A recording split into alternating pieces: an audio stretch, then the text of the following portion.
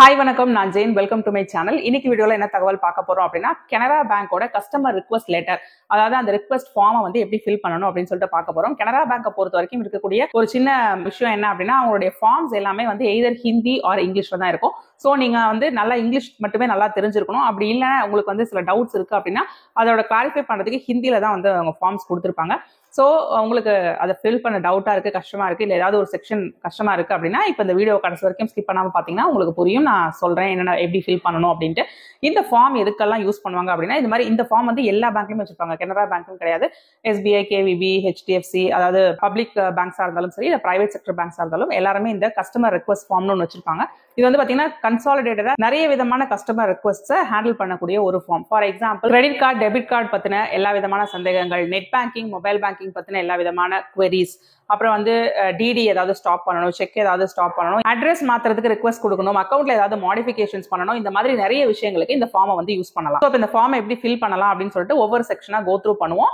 So that உங்களுக்கு என்ன தேவையோ அந்த செக்ஷனை மட்டும் நீங்க ஃபில் பண்ணா போதும், மற்ற செக்ஷன்ஸ் எல்லாம் ஃபில் பண்ண தேவையில்ல. மற்றபடி இந்த ஃபார்ம்ல பேசிக்கா உங்களுடைய டீடைல்ஸ் நீங்க கொடுக்கணும். உங்களுடைய அக்கௌண்ட் நம்பர், இல்ல செக் நம்பர், இல்ல என்ன விஷயமோ அதை நீங்க கொடுக்கணும். அதை கொடுத்துட்டு உங்களுக்கு என்ன செக்ஷன் தேவையோ, நீங்க என்ன query அட்டென்ட் பண்ணணுமோ அதை மட்டும் ஃபில் பண்ணா போதும், மீதி எல்லாத்தையும் ஃபில் பண்ண தேவையில்லை. இப்போ நம்ம கோ த்ரூ பண்ணலாம். இந்த ஃபார்ம் வந்து ஆன்லைன்லயும் அவைலபிளா இருக்கு. அந்த ஃபார்மை டவுன்லோட் பண்ணதுக்கான லிங்க் நான் டிஸ்கிரிப்ஷன் பாக்ஸ்ல கொடுக்குறேன். சப்போஸ் நீங்களாவே போறதுக்கு முன்னாடியே இந்த ஃபார்மை பிரிண்ட் எடுத்து ஃபில் பண்ணிட்டு போறதுனாலும் போகலாம், இல்ல பேங்க்ல போய் இந்த ஃபார்ம் கேட்டீங்க அப்படின்னாலும் இந்த ஃபார்ம் கொடுப்பாங்க. ஸோ இதை எப்படி ஃபில் பண்ணலாம் அப்படின்னு சொல்லிட்டு இப்போ பார்ப்போம். நான் ஏற்கனவே சொன்ன மாதிரி ஃப்ரம் டூ வந்து போடணும். ஃப்ரம் வந்து உங்களுடைய பெயர் அண்ட் உங்களுடைய அட்ரஸ் அந்த இடத்துல ஃப்ரம்ன்ற இடத்துல போட்டணும். அடுத்தது டூங்கிற இடத்துல பிரான்ச் மேனேஜர், நீங்க எந்த பிரான்ச்சோ அந்த பிரான்ச்சோட நேம் போட்டணும். அடுத்தது ரொம்ப முக்கியமா இந்த பாக்ஸ்ல இருக்க விஷயத்தை நீங்க ஃபில் பண்ணணும். My account number, customer ID, phone number, email ID, இது நாலும் வந்து கண்டிப்பா வந்து ஃபில் பண்ணணும். இது ஃபில் பண்ணீங்க அப்படின்னா தான் உங்களுக்கான ரிக்வஸ்ட்டை அவங்களோட ஃபுல்லா பார்க்க முடியும். ஸோ அக்கௌண்ட் நம்பர், உங்களுடைய கனரா பேங்கோட அக்கௌண்ட் நம்பரை இந்த இடத்துல போட்டுருங்க. இது பாஸ்புக்ல பாத்தீங்கன்னா உங்களுக்கு தெரியும். கஸ்டமர் ஐடி, சிஐஎஃப் நம்பர் இல்லைனா கஸ்டமர் ஐடின்னு உங்களுடைய பாஸ்புக்லயே இன்னொரு நம்பர் இருக்கும். இது அக்கௌண்ட் நம்பர் கிடையாது. ஸோ அந்த நம்பரை கஸ்டமர் ஐடின்னு இருக்க டேஷ்ல போட்டுருங்க. அடுத்தது மொபைல் நம்பருக்கு உங்களுடைய ரெஜிஸ்டர்ட் மொபைல் நம்பரை கொடுங்க. அதாவது பேங்க்ல இருந்து உங்களுக்கு கான்டாக்ட் பண்ணுவாங்க, சம்டைம்ஸ் வெரிஃபையும் பண்ணுவாங்க. அதனால பேங்க் கூட, அதாவது நீங்க பேங்க்ல ஏதாவது டிரான்சாக்ஷன்ஸ் பண்ணீங்கன்னா உங்களுக்கு எஸ்எம்எஸ் வரும் இல்லையா, அதுதான் ரெஜிஸ்டர்ட் மொபைல் நம்பர். ஸோ அந்த மொபைல் நம்பரை இந்த இடத்துல போட்டுருங்க. அடுத்தது உங்களுடைய இமெயில் ஐடியை இங்க கொடுத்துருங்க. அடுத்தது உங்களுடைய பேனை வந்து இந்த இடத்துல அட்டாச் பண்ணணும். எதுக்கு அப்படின்னா, இந்த விஷயங்கள் பண்றதுக்கு, செக் பண்றதுக்கு, கேவைசி பண்றதுக்கும் கேட்பாங்க. அப்படி இல்ல உங்களுடைய பேனை வந்து உங்க அக்கௌண்ட் கூட நீங்க லிங்க் பண்ணணும் அப்படின்னாலும் பேனோட ப்ரூஃப், அதாவது ஜெராக்ஸ் காப்பி நீங்க இதெல்லாம் அட்டாச் பண்ணணும். அடுத்தது கீழே நம்ம இருக்கக்கூடிய 1, 2, 3 இருக்கக்கூடிய செக்ஷன்ஸ்ல உங்களுக்கு எது தேவையோ அதை மட்டும் நம்ம ஃபில் பண்ணிக்கலாம். ஸோ ஃபர்ஸ்ட் உங்களுக்கு ஒரு வேலை செக் பேமெண்ட்டை ஸ்டாப் பண்ணணும் அப்படின்னா செக்ஷன் 1 ஃபில் பண்ணணும். அந்த இடத்துல ஏ செக்ஷன் வந்து பாத்தீங்கன்னா, உங்களுடைய செக் புக் வந்து மிஸ் ஆயிடுச்சு, அதுல சில லீவ்ஸ் வந்து காணும் அப்படின்னா ஃப்ரம் டூன் போட்டு எந்த லீவ்ல இருந்து, எந்த செக் லீஃப்ல இருந்து எந்த செக் லீஃப் நம்பர் வரைக்கும் காணா போயிருச்சு அப்படிங்கறத இந்த ஃப்ரம்லையும் டூலையும் போட்டுறணும். அதுக்கப்புறம் அதனால அந்த மூலியமா நடக்கக்கூடிய எல்லா விதமான செக்ஸையும் நான் ஸ்டாப் பண்ண விரும்புறேன் அப்படின்னு அதுக்கு சொல்ல போறோம். ஏன்னா உங்களுக்கு செக் புக்ல சில பகுதிகள் காணும், அதனால அதை வந்து நான் ஸ்டாப் பண்ணணும்னு விரும்புறேன், வேற யாரும் மிஸ்யூஸ் பண்ணிடக்கூடாது அப்படிங்கிறதுக்காக. And issue new check book அப்படின்னு நீங்க சொல்லிடலாம். அந்த இடத்துல எனக்கு வேற செக் புக் கொடுங்க அப்படின்ட்டு. இதுதான் ஏ. பில வந்து நான் வந்து ஒரு செக் கொடுத்துருக்கேன் யாருக்காவது, பட் அந்த செக்கோட பேமெண்ட்டை நீங்க ஸ்டாப் பண்ணிடுங்க. ஏதாவது ஒரு காரணத்துக்காக இருக்கலாம். நீங்க யாரு கூடயாவது ஏதாவது ஒரு பிசினஸ் பண்ணிருக்கலாம், அது வந்து சரியா போகல, இல்ல அந்த பர்டிகுலர் பார்ட்டி வந்து சரியா ரெஸ்பாண்ட் பண்ண மாட்டேங்கிறாங்க, அவங்களுடைய போக்கு சரியில்லை, இல்ல உங்களுடைய அக்கௌண்ட்ல அந்த டைம்ல பணம் இருக்காது, அதனால செக் பவுன்ஸ் ஆகும். இந்த மாதிரி ஏதாவது ஒரு காரணத்துக்காக நீங்க செக்கை வந்து ஸ்டாப் பண்ணலாம். இல்ல செக் வந்து தப்பா யாருக்கிட்டயோ வந்து டெலிவர் ஆயிடுச்சு அப்படிங்கிற இந்த மாதிரி ஏதாவது ஒரு காரணங்களுக்காக நீங்க வந்து செக்கை ஸ்டாப் பண்ணலாம். ஸோ அதுக்கு தான் அந்த பி செக்ஷன். ஸோ அந்த செக்ஷன்ல செக் நம்பர், நீங்க இஷ்யூ பண்ண செக் நம்பர், என்ன டேட் போட்டு இஷ்யூ பண்ணீங்க, எவ்வளவு அமௌண்ட்டுக்கு இஷ்யூ பண்ணீங்க, ஃபார் ருபீஸ்னு போட்டிருக்காங்க இல்லையா, அது எவ்வளவு அமௌண்ட், ஃபேவரிங் யாருக்கு கொடுத்தீங்க, ஃபேவரிங் அப்படிங்கிற இடத்துல யாருக்கு கொடுத்தீங்க, ஸோ அப்படின்னு போட்டு please stop this check. So PA tick பண்ணணும், அவ்வளோதான். அந்த டீடைல்ஸ் எல்லாம் என்டர் பண்ணணும். ஸோ இப்போ இது வந்து உங்களுடைய பிரச்சனை கிடையாது. செக் புக் ரிக்வஸ்ட் பண்ண போறீங்க அப்படின்னா டூல வந்து இதுல எந்த ஏவா பியா சியா அப்படிங்கறது நீங்க போடணும். ஏ அப்படின்னா அக்கௌண்ட் நான் ஓபன் பண்ணிட்டேன், எனக்கு வந்து செக் புக் இஷ்யூ பண்ணல, அதனால இஷ்யூ பண்ணுங்க அப்படின்னு கேட்கறது. பி அப்படின்னா எனக்கு வந்து பர்சனலைஸ்டா ஒரு செக் புக் வேணும், அது எனக்கு இன்னும் கிடைக்கல அப்படின்னு சொன்னா பி டிக் பண்ணணும். இல்ல நாங்க செக் புக் கொடுத்துட்டாங்க, நீங்க ஆனா தொலைச்சிட்டீங்க அப்படின்னா நீங்க வந்து என்ன பண்ணணும், செக் புக்கோட ரெக்வசிஷன் ஸ்லிப் வேணும் அப்படின்னு சொல்லிட்டு சிஏ டிக் பண்ணலாம். அடுத்தது 3ல deposit of cash and clearing cheque. இது வந்து பாத்தீங்கன்னா செக் கிளியரிங்ல இருக்கக்கூடிய ப்ராப்ளம். ஸோ இதை வந்து கேஷ் வந்து ரெமிட் பண்ணியிருக்கேன், ஆனா அந்த கேஷ் வந்து என்னுடைய அக்கௌண்ட்ல ஏறல, ஓகேவா.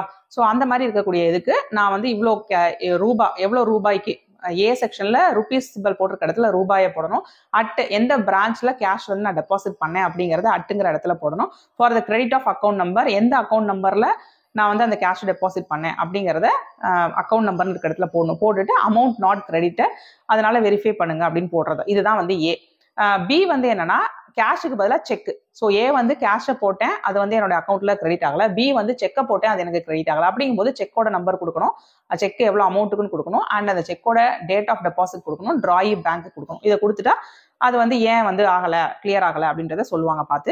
சி செக்ஷன் என்ன அப்படின்னா ஆர்டிஜிஎஸ் இல்லை நெஃப்ட் மூலியமா பணம் போட்டிருக்காங்க. ஸோ அது வந்து பெனிஃபிஷியரி அக்கௌண்ட்டுக்கு போகலை அப்படின்னா எவ்வளோ அமௌண்ட்டு அண்ட் என்னைக்கு டேட்ல ரெமிட் ஆச்சு அப்படிங்கிறத போட்டு ஏன் போகலை அப்படின்னு வெரிஃபை பண்ணி சொல்லுங்கன்னு சொல்றோம்னா சிஏ டிக் பண்ணணும். டிஏ டிக் பண்ணீங்க அப்படின்னா ஆர்டிஜிஎஸ் நெஃப்ட் மூலமா கிரெடிட் ஆகலை அக்கௌண்ட், ஏன் என்னோட அக்கௌண்ட்டுக்கு கிரெடிட் ஆகலை. ஸோ சி வந்து இன்னொருத்தருக்கு நான் அனுப்புனேன், அது கிரெடிட் ஆகலை. டி வந்து என்னோட அக்கௌண்ட்டுக்கு அனுப்பப்பட்டுச்சு, அது கிரெடிட் ஆகல. அப்படிங்கும் போது ஸோ அது எவ்வளோ amount remitted on date and by யாரு, எந்த பேங்க் பிரான்ச்ல இருந்து வந்துச்சு, என்னுடைய அக்கௌண்ட் நம்பர் என்ன அப்படிங்கறத கடைசியா போட்டணும். இ செக்ஷன் என்னன்னா டிரான்சாக்ஷன் டீடைல்ஸ் எனக்கு வேணும். ஸோ இது வந்து ஏதாவது டிரான்சாக்ஷன்ஸ்ல தப்பாயிடுச்சு அப்படிங்கிற பட்சத்தில் எங்கேயாவது நீங்க ப்ரூஃப் சப்மிட் பண்ண வேண்டியதா இருக்கும். ஒரு கம்ப்ளைண்ட் ரைஸ் பண்றீங்க, இல்ல உங்களுடைய கிளையண்ட்டுக்கு நீங்க அனுப்பணும், ப்ரூஃப் அனுப்பணும் அப்படின்னா டீடைல்ஸ் ரெக்வஸ்ட் பண்ணலாம். ஸோ இதுல வந்து இஎஸ் டிக் பண்ணிட்டு டெபிட்டா கிரெடிட்டாங்கிறத பொறுத்து அதை மட்டும் ஃபில் பண்ணா போதும். ஸோ டெபிட்னா டெபிட்டோட டேட் என்ன, அமௌண்ட் என்ன, எவ்வளோ சார்ஜஸ், அண்ட் கிரெடிட்னா டேட் என்ன, அமௌண்ட் என்ன, எவ்வளோ வந்து கேஷ் ட்ரான்ஸ்ஃபர் பண்ணீங்க, இதை வந்து போட்டணும். எஃப் வந்து சார்ஜஸ். இது வந்து இவ்வளோக்கு ராங்கா வந்து எனக்கு டெபிட் ஆயிடுச்சு, உங்க அக்கௌண்ட்ல இருந்து தவறா மணி வந்து டெபிட் எடுத்துட்டாங்க யாராவது, இல்ல பேங்க் வந்து சார்ஜ் பண்ணிட்டாங்க அப்படின்னா அதை வந்து நீங்க இந்த இடத்துல எஃப்ல டிக் பண்ணலாம். ஸோ அது வந்து வெரிஃபை பண்ணுங்கன்னு சொல்ற விஷயம். ஜி வந்து என்னன்னா நெட் பேங்கிங் மூலியமா நான் பண்ண ஒரு டிரான்சாக்ஷன் கரெக்டா அஃபெக்ட் ஆகல, அதாவது எஃபெக்ட் ஆகல. நான் வந்து ஒரு டிரான்சாக்ஷன் பண்ணேன், அந்த டிரான்சாக்ஷன்ல மணி வந்து போகல இல்ல வரல, சம்திங் லைக் தட். ஸோ ஜியை டிக் பண்ணிட்டு என்ன transaction, nature of the transaction என்ன, அது வந்து டெபிட்டா கிரெடிட்டா, டேட்ல என்ன டேட்ல அந்த டிரான்சாக்ஷன் பண்ணீங்க, அமௌண்ட் எவ்வளவு ரூபாய்க்கு பண்ணீங்க, பெனிஃபிஷியரி நேம் யாருக்கு பண்ணீங்க, பெனிஃபிஷியரியோட அக்கௌண்ட் நம்பர் என்ன அப்படிங்கறத இந்த இடத்துல எழுதணும். ஸோ ஃபோர்த் வந்து பாஸ்புக் ரிலேட்டட் விஷயங்கள். ஸோ பாஸ்புக் வேணும், எனக்கு புதுசா வேணும் அப்படின்னா ஏ, டூப்ளிகேட் பாஸ்புக் வேணும்னா பி டிக் பண்ணணும். சி வந்து பாஸ் ஷீட் வேணும் அப்படின்னா சிஏ டிக் பண்ணணும். டி வந்து டூப்ளிகேட் பாஸ் ஷீட் வேணும்னா டிஏ டிக் பண்ணுங்க. இ வந்து இமெயில் அட்ரஸையும் பாஸ் ஷீட்டையும் சென்ட் பண்றதுக்கு எனக்கு வந்து இமெயில் அட்ரஸை ரிஜிஸ்டர் பண்ணிக்கோங்க, அண்ட் எனக்கு வந்து இந்த இமெயில் அட்ரஸுக்கு என்னுடைய பாஸ் ஷீட் எனக்கு சென்ட் பண்ணணும், எவ்வளவு ஃப்ரீக்வெண்டா சென்ட் பண்ணணும், மந்த்லி சென்ட் பண்ணணுமா, பை மந்த்லி சென்ட் பண்ணுமா, குவார்டர்லி சென்ட் பண்ணுமாங்கிறத டிக் பண்ணணும். அதான் இ. ஃபிஃப்த் ஒன் வந்து உங்களுக்கு சப்போஸ் அக்கௌண்ட்ல அட்ரஸ் சேஞ்ச் பண்ணணும் அப்படின்னா இதை வந்து பண்ணணும். ஏ வந்து கான்டாக்ட் இன்ஃபர்மேஷனை உங்களுடைய ரெக்கார்ட்ஸ்ல அப்டேட் பண்ணிக்கோங்க அப்படின்னு சொல்லிட்டு கான்டாக்ட் இன்ஃபர்மேஷன் கொடுக்குறீங்க. ஸோ இது என்னன்னா பின் சிட்டி, அதாவது உங்களுடைய புது address, city with pincode, telephone number, mobile number and email ID. So இது வச்சு பண்ணணும் அப்படின்னா ஏ. பி வந்து நான் ஏற்கனவே அட்ரஸ் சேஞ்ச் கொடுத்துட்டேன், அது இன்னும் மாறல அப்படின்னா என்னைக்கு கொடுத்தோம் அப்படிங்கிற டேட்டை மட்டும் போட்டு பிஏ டிக் பண்ணிட்டீங்கன்னா அது ஏன் இன்னும் மாறல அப்படின்னு சொல்லுவாங்க. நெக்ஸ்ட் 6 வந்து regarding debit card and credit card. So இதுல டெபிட் கார்டா கிரெடிட் கார்டாங்கிறத பார்த்து எது இல்லையோ அதை வந்து டெலீட் பண்ணிடணும். இதுல ஏன் என்ன அப்படின்னா ஃபார்மை ஃபில் பண்ணிட்டேன், ஆனா எனக்கு இன்னும் கார்டு வரல, அது ஃபார்முக்கு அப்ளை பண்ணிட்டேன், இன்னும் கார்டு வரல அப்படின்னா ஏ டிக் பண்ணலாம். பி வந்து கார்டு வந்து தொலைச்சிட்டேன் அப்படின்ற பட்சத்தில் கார்டோட நம்பரை நீங்க எழுதணும். அதனால கார்டோட நம்பரை எழுதிட்டு என்னோட கார்டை ஹாட் லிஸ்ட் பண்ணிடுங்க அப்படின்னு சொல்லிட்டு சொல்லிடணும். புதுசா கார்டு வேணும்னா தனியா ஒரு ஃபார்ம் வாங்கி ஃபில் பண்ணணும் நீங்க. அடுத்தது சி டிக் பண்றது, கார்டு எக்ஸ்பயர் ஆயிடுச்சு, புது கார்டு இன்னும் வரல அப்படிங்கிற கேஸ்ல சி. டி வந்து ஏடிஎம்ல கேஷ் வந்து டிஸ்பென்ஸ் ஆகல, அதாவது என்னோட அக்கௌண்ட்ல இருந்து கேஷ் டெபிட் ஆயிடுச்சு ஆனா ஏடிஎம்ல பணம் வரல. அப்படிங்கும் போது ஏடிஎம் ஐடி, எந்த ஏடிஎம்மோ அந்த ஏடிஎம்மோட ஐடி, டிரான்சாக்ஷன் டேட்டு, எவ்வளவு அமௌண்ட் எடுத்தீங்க அப்படிங்கறத போடணும். இதுக்கு டிரான்சாக்ஷன் ஸ்லிப் நீங்க அட்டாச் பண்ணணும் கண்டிப்பா, அப்பதான் வந்து அதை பார்ப்பாங்க. 7th வந்து நெட் பேங்கிங், மொபைல் பேங்கிங் ஒரு டெலி பேங்கிங் ரிலேட்டட் விஷயம். எதுவோ அது தேவையில்லாத அடிச்சிடணும், எதுவோ அதை மட்டும் விட்டு வைக்கணும். ஸோ ஏ வந்து என்னன்னா ஃபார்ம் ஃபில் பண்ணிட்டேன் ஆனா என்னுடைய யூசர் ஐடியும் வரல, யூசர் ஐடி இல்லைன்னா மொபைல் பேங்கிங், டெலி பேங்கிங் வந்து எனேபிள் ஆகல அப்படிங்கறத சொல்றதுதான் ஏ செக்ஷன். பி என்ன அப்படின்னா என்னுடைய யூசர் ப்ரொஃபைல் வந்து பிளாக் ஆயிடுச்சு, நம்ம வந்து அடிக்கடி பாஸ்வேர்டை தப்பா போட்டோம் அப்படின்னா ப்ரொஃபைல் வந்து லாக் ஆயிடும் இல்லையா, ஸோ அதை லாக் ஆயிடுச்சு அப்படின்னா அதை அன்லாக் பண்றதுக்கு பிஏ டிக் பண்ணணும்.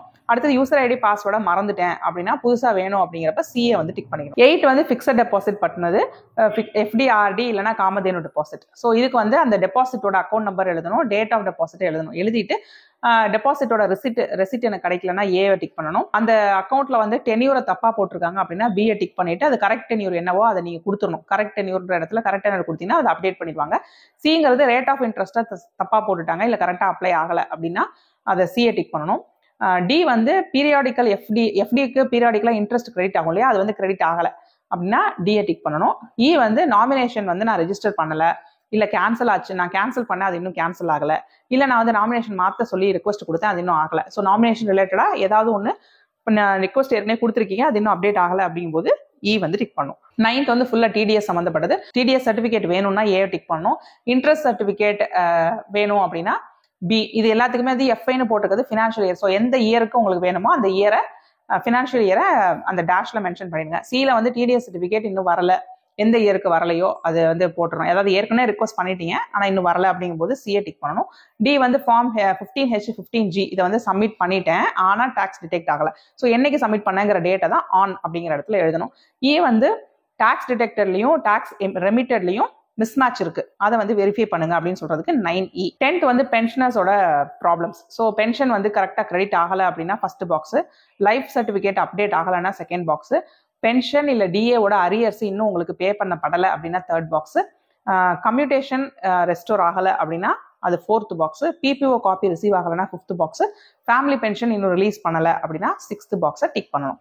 11th வந்து ஸ்டாண்டிங் இன்ஸ்ட்ரக்ஷன். நீங்கள் ஏதாவது ஸ்டாண்டிங் இன்ஸ்ட்ரக்ஷன் கொடுத்துருக்கீங்க அது வந்து எக்ஸிக்யூட் ஆகலை அப்படிங்கிற பட்சத்தில் அதோட இன்ஸ்ட்ரக்ஷனோட டேட் என்ன, எவ்வளோ அமௌண்ட்டுக்கு கொடுத்தீங்க, பீரியாடிசிட்டி என்ன, எவ்வளோ பீரியடுக்கு இன்ஸ்ட்ரக்ஷன் கொடுத்தீங்க அப்படிங்கிறத போட்டு எந்த அக்கௌண்ட்லேருந்து எந்த அக்கௌண்ட்டுக்கு இன்ஸ்ட்ரக்ஷன் கொடுத்துருக்கீங்க, ஃப்ரம் அக்கௌண்ட் என்ன, அதோட அக்கௌண்ட் நம்பர். இப்போ உங்கள் அக்கௌண்ட்லேருந்து இன்னொருத்தர் அக்கௌண்ட்டுக்கு அப்படின்னா அதை போடலாம், இல்லை இன்னொருத்தர் அக்கௌண்ட்லேருந்து உங்கள் அக்கௌண்ட்டுக்கு வச்சிருக்கிறது ஆகலை அப்படின்னாலும் போடலாம். ஸோ ஃப்ரம் அக்கௌண்ட்ல எந்த அக்கௌண்ட் நம்பர் போட்டுட்டு அந்த ஆஃப்ன்ற இடத்துல அக்கௌண்ட் ஹோல்டரோட நேம் எழுதணும். அதே மாதிரி தான் ரெண்டுக்கும் எழுதணும், ஃப்ரம்முக்கும் டூக்கும். அடுத்து 12th வந்து அக்கௌண்ட்ல ஏதாவது மாடிஃபிகேஷன்ஸ் பண்ணணும் அப்படின்னா ஸோ எந்த அக்கௌண்ட்ல மாடிஃபிகேஷன் பண்ணணுமோ அந்த அக்கௌண்ட் நம்பர் அண்ட் அந்த அக்கௌண்ட்டோட ஹோல்டரோட நேம். ஏல வந்து டாக்குமெண்ட்ஸ் கேவைசி டாக்குமெண்ட்ஸ் நான் சப்மிட் பண்ணேன் ஆனால் இன்னும் அது அப்டேட் ஆகலை. பி வந்து டேட் ஆஃப் பர்த்துக்கு ப்ரூஃப் நான் சப்மிட் பண்ணேன், இந்த டேட்ல சப்மிட் பண்ணேன், சப்மிட்டட் ஆன்னு கொடுத்துருக்க டேட்ல சப்மிட் பண்ணேன் ஆனால் இன்னும் அது அப்டேட் ஆகலை. சி வந்து இண்டிவிஜுவல் அக்கௌண்ட்டை ஜாயிண்ட் அக்கௌண்ட்டா கன்வெர்ட் பண்ணுறதுக்கு நான் ஆல்ரெடி அப்ளிகேஷன் கொடுத்துட்டேன், இன்னும் கன்வெர்ட் ஆகலை. டி வந்து என்னுடைய அக்கௌண்ட் ஸ்டேட்டஸ் வந்து மைனர்ல மேஜரா மாற்ற சொன்னேன், இன்னும் அது வந்து மாறல. இ வந்து அடிஷன் ஒரு deletion of joint account holder, ஒருத்தரை வந்து ஆட் பண்ணவோ இல்லை ஒருத்தரை ரிமூவ் பண்ணவோ சொல்லியிருந்தேன், அது இன்னும் ஆகலை. எஃப் வந்து மோட் ஆஃப் ஆப்ரேஷன். ஸோ அக்கௌண்ட்டை வந்து நான் மென்ஷன் பண்ண அக்கௌண்ட் ஓப்பன் பண்ணும்போது என்னுடைய மோட் ஆஃப் ஆப்ரேஷன் என்னன்னு நான் மென்ஷன் பண்ணியிருந்தேன், அது வந்து தப்பா மென்ஷன் ஆயிருக்கு. ஸோ அதை மாற்றணும். ஜி வந்து ஸ்வீப் இன் அக்கௌண்ட் ஸ்வீப் அவுட் இன்ஸ்ட்ரக்ஷன்ஸ் இருக்கு இல்லையா, அது வந்து எக்ஸிக்யூட் ஆக மாட்டேங்குது அப்படிங்கிறது கேசஸ்ல ஜியை வந்து டிக் பண்ணும். 13 வந்து அதர்ஸ். இப்போ வந்து சொன்ன எல்லா ரீசன்ஸும் இல்லாம இது இல்லாம அக்கௌண்ட்ல வேற ஏதாவது பிரச்சனை, உங்களுக்கு பேங்கிங் பிரச்சனைனா அதை பத்தி இந்த 3 லைன்ஸ்ல எழுதிட்டு இந்த ஃபார்மை சப்மிட் பண்ணும். கீழே வந்து டேட்னு கொடுத்துருக்க இடத்துல என்னைக்கு இந்த ஃபார்மை ஃபில் பண்றீங்களோ அந்த டேட்டையும் போட்டு உங்களுடைய சிக்னேச்சரை போட்டுருங்க. அதுக்கு கீழே நீங்க எதுவும் ஃபில் பண்ணக்கூடாது, அதுக்கு கீழே அவங்க பார்த்துப்பாங்க. ஸோ கனரா பேங்க்ல இத்தனை விஷயங்கள், அதாவது பேங்க் ரிலேட்டட் குவரிஸ், உங்க account related queries, check book, credit card, இந்த மாதிரி எல்லா விஷயங்களுக்கும் இந்த ஃபார்ம் வந்து ஃபில் பண்ணி கொடுக்கலாம். ஸோ இந்த ஃபார்மை எப்படி ஃபில் பண்ணணும் அப்படின்னு சொல்லிட்டு இப்போ அந்த ஒவ்வொரு செக்ஷனுக்கும் என்ன அர்த்தம்னு சொல்லி பார்த்தோம். ஸோ இது எல்லாமே இல்லைனாலும் கீழே வந்து காமனாக ஒரு செக்ஷன் கொடுத்துருக்காங்க. ஸோ அதில் வந்து நீங்கள் தேவையான டீட்டெயில்ஸை ஃபில் பண்ணி கொடுத்தீங்க அப்படின்னா அந்த ரிக்வஸ்ட்டை அவங்க பார்ப்பாங்க. ஸோ இதான் வந்து கஸ்டமர் ரிக்வஸ்ட் ஃபார்ம் அப்படிங்கிறது. ஸோ இதில் ஏதாவது டவுட்ஸ் இருந்துச்சுன்னா தாராளமாக அதை கமெண்ட் செக்ஷனில் கேளுங்க, அதுக்கான ரிப்ளைஸ் நான் கொடுக்குறேன். இதே மாதிரி இன்னொரு யூஸ்ஃபுல் தகவலோட நான் உங்களை அடுத்த வீடியோவில் சந்திக்கிறேன். Until then, it's bye from Jane. நன்றி, வணக்கம்.